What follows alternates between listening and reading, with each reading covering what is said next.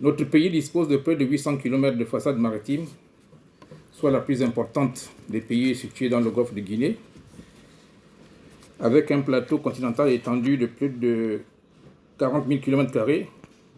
De ce point de vue, le secteur de la pêche joue un rôle important pour l'économie nationale et est appelé à davantage contribuer à la sécurité alimentaire et nutritionnelle de nos populations. Cependant, malgré son important potentiel, avec des ressources halieutiques variées et à haute valeur commerciale, la production demeure encore peu performante avec des capacités limitées. C'est pourquoi cette initiative de Global Fishing Watch a sûrement trouvé un écho favorable auprès des autorités gabonaises et particulièrement auprès du ministère de l'Agriculture et celui des Transports et de la Marine marchande.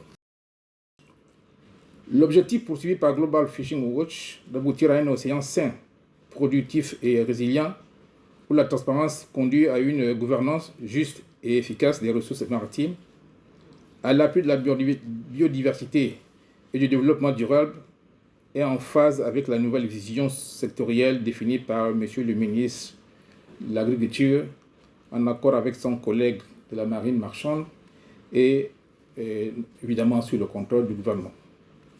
Je voudrais donc me rassurer au nom des plus hautes autorités de notre pays, en tête desquelles le général de brigade Brice Clotaire Oligui Nguema, président de la transition, président de la République, chef de l'État, et son Premier ministre, M. Raymond Ndengsima, que les conclusions de vos travaux ont, tout en se basant sur les objectifs de cet atelier, pris en compte toutes les spécificités du secteur de pêche et de la gestion des eaux mers. La productivité du milieu marin et celle des ressources maritimes sont le résultat d'équilibres dynamiques, complexes. Les ressources sont influencées par de nombreux paramètres de leur environnement pendant toute la durée de leur cycle vital.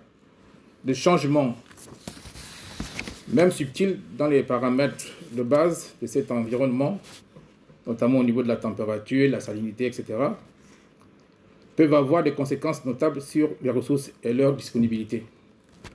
De plus, les ressources exploitées sont des ressources renouvelables, mais ce sont des ressources finies. Elles subissent des modifications suite à l'exploitation. Et l'objet même de la gestion rationnelle des stocks est de permettre de ne prélever sur la ressource qu'une partie de la biomasse produite. L'exploitation induit des changements dans l'abondance des stocks, dans leur structure démographique même et parfois dans leur répartition spatiale.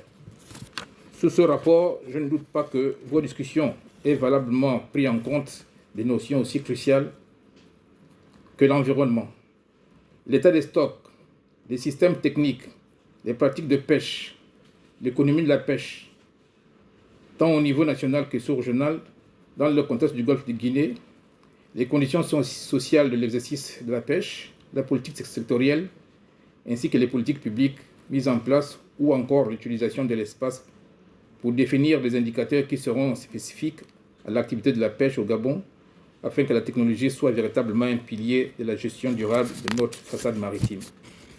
Je voudrais donc vous féliciter tous pour votre participation et vos contributions respectives à la réussite de cet important atelier. Je voudrais également féliciter particulièrement l'équipe de Global Fishing Watch, notamment M. Mboup, excusez-moi si je écorche le nom, pour la pertinence de l'outil proposé, qui, je n'en doute pas, trouvera sa place pour une meilleure gouvernance du secteur de pêche au Gabon. Aussi voudrais-je, au nom du ministre de l'Agriculture et de son collègue en charge des transports et de la marine marchande, clôturer l'atelier d'amélioration de la gouvernance de l'activité anthropique dans les océans par les moyens technologiques. Je vous remercie.